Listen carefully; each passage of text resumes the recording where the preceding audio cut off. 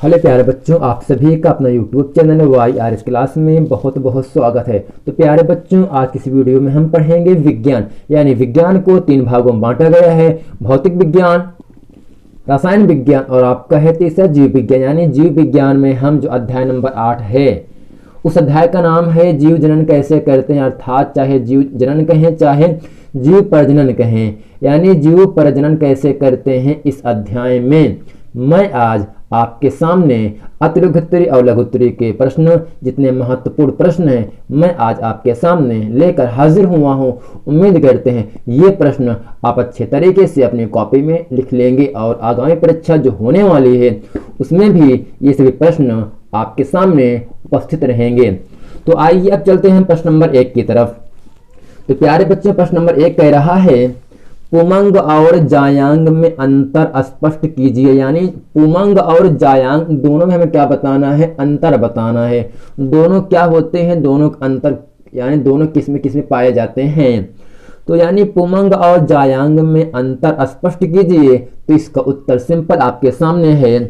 पुमंग पुष्प के नर जननांग है, जबकि जायांग पुष्प के मादा जननांग है। यानी जो पुमंग होता है वो पुष्प यानी फूल के, पुष्प यानी फूलों के नर जननांग होते हैं। यानी पुमंग जो होता है वो पुष्प के नर भागों में पाया जाता है, जबकि जायांग जो होता है वो पुष्प के मादा भागों में पाया जाता है। उम्मीद करते हैं ये प्रश्न आप अच्छे से समझ गए होंगे, और अगर एग्जाम में आएगा आप जिस तरह से मैं लिखा हूं उसी तरह से आप भी इस प्रश्न को यदि आप लिखेंगे तो आपका ये प्रश्न का उत्तर अच्छा ही माना जाएगा, सही माना जाएगा। तो आइए चलते हैं प्रश्न नंबर 2 जो कि एग्जाम की दृष्टि से बहुत ही महत्वपूर्ण प्रश्न है।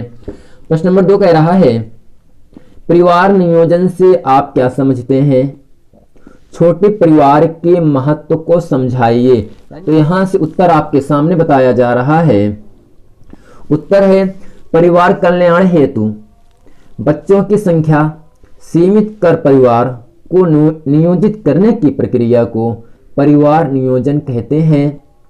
यदि परिवार में बच्चों की संख्या सीमित होगी, क्या होगी? सीमित होगी, तो यह परिवार अधिक सुखी जीवन तथा अच्छा रहन सहन रख सकेगा।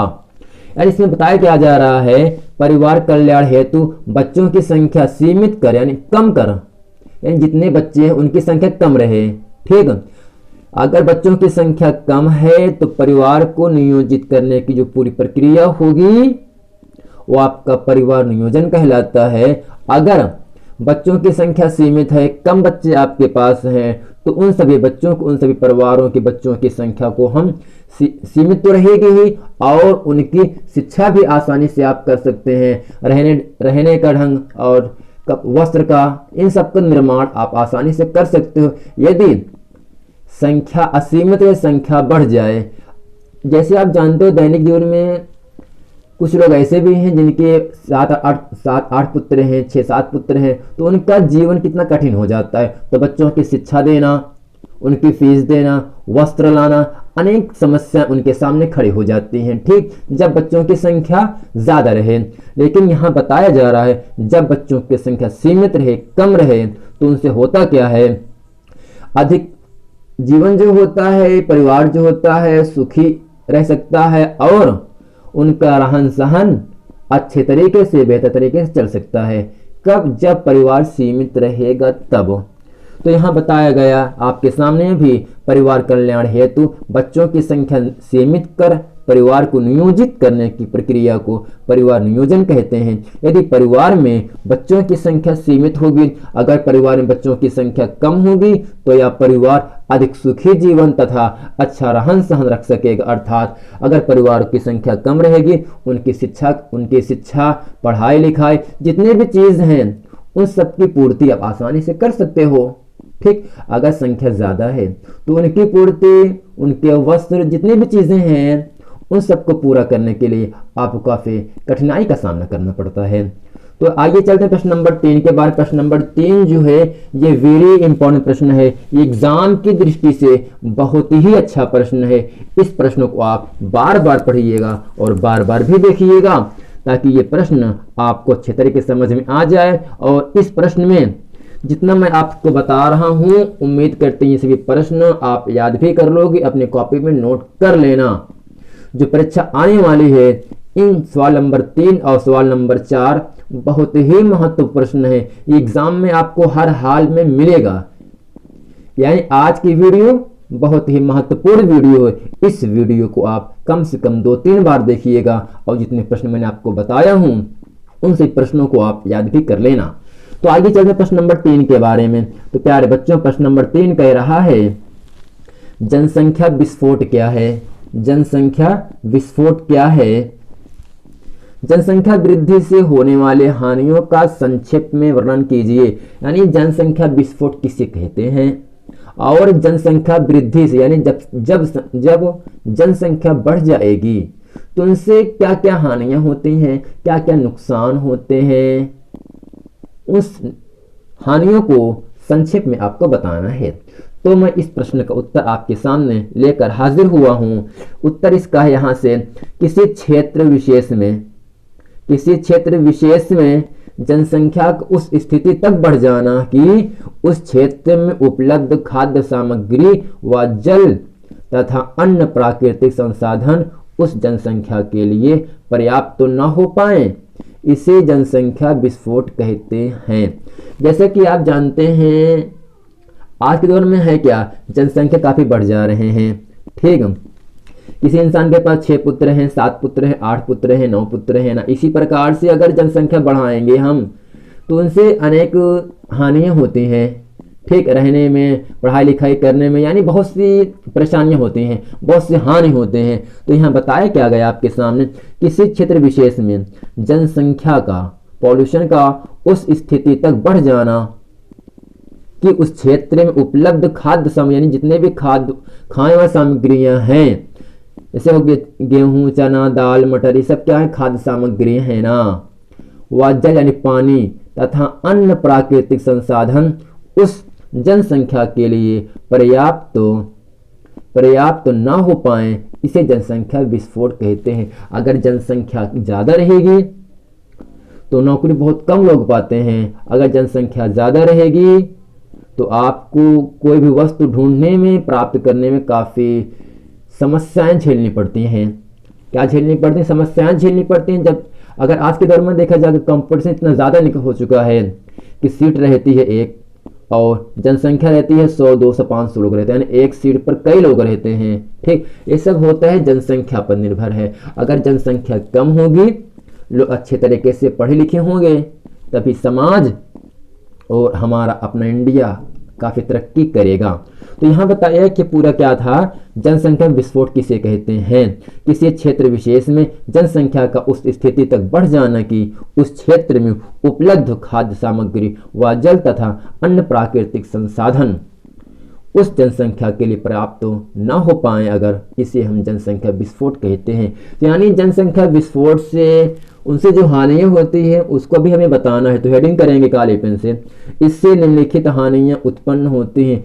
प्लीज़ आपसे इतना निवेदन है, यदि आपने हमारे चैनल YRS क्लास सब्सक्राइब नहीं किए हैं तो आप इसे ज़रूर सब्सक्राइब कर लें। ठीक, तो यहाँ से हम लिखेंगे इससे निम्नलिखित हानियां उत्पन्न होती हैं। तो पॉइंट नंबर 1 लिखेंगे अपर्याप्त भोजन, यानी भोजन जिस तरह से आपको ग्रहण करना चाहिए उस तरह से अगर आप भोजन जितना आपको चाहिए उससे अगर कम भोजन ग्रहण कर रहे हैं, वो क्या अपर्याप्त भोजन है। जितना आपको पर्याप्त करना चाहिए उतना पर्याप्त नहीं कर पा रहे हो ना, वो क्या अपर्याप्त है। अपर्याप्त भोजन, कुपोषण आदि के कारण बच्चों की मृत्यु दर बढ़ना तथा दुर्बल संतान उत्पन्न होना। ठीक, तो यहाँ ऑप्शन पॉइंट नंबर 2 हम लिखेंगे अपर्याप्त आवास। आवास का मतलब होता है रहने के लिए स्थान। आप घर होगा ना, क्या होगा आपका घर, यानी अपर्याप्त आवासों के कारण गंदे स्थानों पर रहना।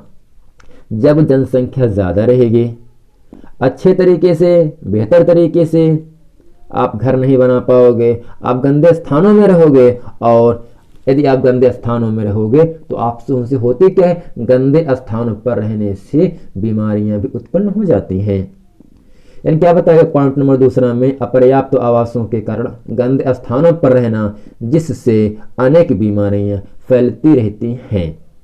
पॉइंट नंबर 3 आपका है अपर्याप्त रोजगार के अवसरों के कारण बेरोजगारी जो मानसिक तनाव व अपराधों को बढ़ावा देती हैं। वो एक अपराध का मतलब होता है गलत काम करना, ठीक, चोरी करना, कुछ और चीज नहीं करना, इसी के अंतर्गत आता है। ठीक, ये था जनसंख्या विस्फोट किसे कहते हैं और जनसंख्या विस्फोट से होने वाली हानियां क्या होती हैं मैं आपके सामने बता दी है। आप इस हानि को और जनसंख्या विस्फोट को आप अच्छे तरीके से याद कर लेंगे, मैं उम्मीद करता हूं। आइए अब चलते हैं प्रश्न नंबर 4 की तरफ। तो प्यारे बच्चों, प्रश्न नंबर 4 आपसे कह रहा है परिवार नियोजन पर संक्षिप्त टिप्पणी लिखिए। यानी परिवार नियोजन किसे कहते हैं, ठीक, उसे हमें लिखना है संक्षिप्त में छोटे रूप में। तो सबसे पहले परिवार नियोजन लिखने के लिए हम हेडिंग करते हैं। पहला हेडिंग आपके सामने है अवरोधिका विधियां। ये जो प्रश्न है परिवार नियोजन, ये भी एग्जाम की दृष्टि से वेरी इंपॉर्टेंट प्रश्न है। आप इस प्रश्न को बार बार पढ़िएगा, अपनी कॉपी में भी लिख लीजिएगा। तो परिवार नियोजन पर संक्षिप्त टिप्पणी लिखिए। तो हेडिंग करेंगे अवरोधिका विधियां, यानी जितने भी अवरोधिका विधियों के द्वारा हम परिवार किस प्रकार से रोकते हैं, परिवार नियोजन को, परिवार कम करते हैं, ठीक, किसके जरिए से, अवरोधिका विधियों के जरिए से। तो इसमें क्या बताया गया, इस विधि में कंडोम या मध्यपट और गर्भाशय ग्रीवा आच्छाद का उपयोग किया जाता है। ये मैथुन के दौरान मादा जननांग में शुक्राणुओं के प्रवेश को रोकती, यानी जो अवरोधिका विधियां होती हैं ये मध्यपट और गर्भाशय ग्रीवा आच्छाद का उपयोग करता है। और जब इस अवरोधिका विधि का हम प्रयोग करते हैं तो ये मैथुन के दौरान मादा यानी मादा जननांगों में शुक्राणुओं के प्रवेश को क्या करती है, रोकती है। कौन सा रोक, यानी अगर ऑप्शन में 1 नंबर के लिए पूछे मादा जननांग में शुक्राणुओं का रोकता है क्या, अवरोधिका या रासायनिक विधियां या अस्थायी विधियां, तो आपको लिखना क्या है, अवरोधिका, ठीक, यानी मादा जननांग में शुक्राणुओं को प्रवेश से रोकती है क्या, अवरोधिका विधियां हैं। तो अब करेंगे दूसरी हेडिंग करेंगे रासायनिक विधियां। यानी इस विधि में स्त्री 2 प्रकार यानी जो महिलाएं होती हैं 2 प्रकार से, पहला क्या है मुखीम गोलियां तथा योनि गोलियां प्रयोग करती हैं। ये गोलियां हार्मोन से बनी होती हैं। यानी जो रासायनिक विधियां होती हैं इसमें जो महिलाएं जो स्त्रियां होती हैं वो 2 गोलियों का इस्तेमाल करती हैं, मुखीम गोलियां तथा योनि गोलियां का प्रयोग करते हैं। ये जो दोनों गोलियां हैं ये गोलियां हार्मोन्स को रोकती हैं। किसको रोकती हैं, हार्मोन्स को रोकती हैं। आइए अब चलते हैं तीसरे पॉइंट आपका है अस्थायी विधियां। इसमें क्या बताया गया, इस विधि में पुरुष शुक्रवाहिका तथा स्त्री की डिंबवाहिनी नली के छोटे से भाग को शल्य क्रिया द्वारा काट दिया जाता है। ये क्रमशः नर नसबंदी तथा स्त्री नसबंदी कहते हैं। यानी जो अस्थायी विधियां हैं इसमें क्या होता है, पुरुष शुक्रवाहिका तथा स्त्री की डिंबवाहिनी नली के छोटे भाग को शल्य क्रिया द्वारा काट दिया जाता है और इस क्रिया को हम नर नसबंदी और स्त्री नसबंदी कहते हैं। तो प्यारे बच्चों ये था आपका अध्याय 8 का जो इस पाठ का नाम है जीव जनन कैसे करते हैं। तो ये जो मैंने प्रश्न आपके सामने बताया ये एग्जाम की दृष्टि से बहुत ही महत्वपूर्ण प्रश्न है। तो प्यारे बच्चों उम्मीद करते हैं ये प्रश्न आपको समझ में आ गया होगा। यदि आपने अभी तक हमारे चैनल YRS क्लास को सब्सक्राइब नहीं किए तो आप इसे ज़रूर सब्सक्राइब कर लें और अपने दोस्तों में खूब शेयर करें। यदि आपने इसके पहले का वीडियो नहीं देखे हैं तो डिस्क्रिप्शन के नीचे लिंक दिया है, वहां जाकर आप उस वीडियो को देख लें ताकि वो सभी प्रश्न आपको अच्छे तरीके से समझ में आ जाए। मिलते हैं अगले वीडियो में, तब तक के लिए थैंक यू।